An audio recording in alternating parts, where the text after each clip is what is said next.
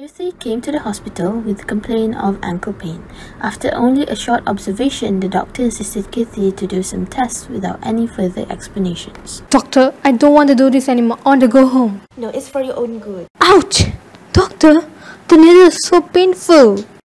Why can't I find anything wrong with the patient? Maybe it's just a simple pain. Are you sure you're not doing this so you can win some points for the competition? After more tests, there was no diagnosis for Kirthi.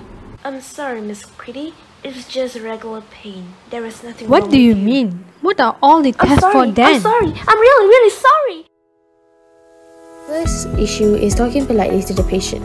We can see that impoliteness will be able to incite anger in patients that would cause a lawsuit towards the hospital.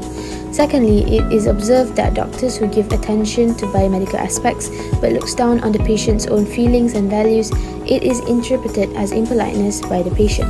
Last but not least, a doctor-patient interaction does not longer focuses on the technical or biomedical aspects, but is expected to balance between the responsibility to improve the patient's health and respect the patient's feelings. Besides, doctors should tell the purpose of tests and give sufficient information to the patients before any procedure is carried out. They should also have an open communication with their patients. During conveying information verbally, the doctors and also medical staff should communicate straight to points, avoiding excessive, unnecessary information. They should also foster an atmosphere in which questions are welcome. Next, doctors should put information in layman words instead of jargon words to make sure that the patient understands. And by highlighting and circling important parts of information in handouts to patient is also a very helpful tool. Patient autonomy. Firstly, informed consent.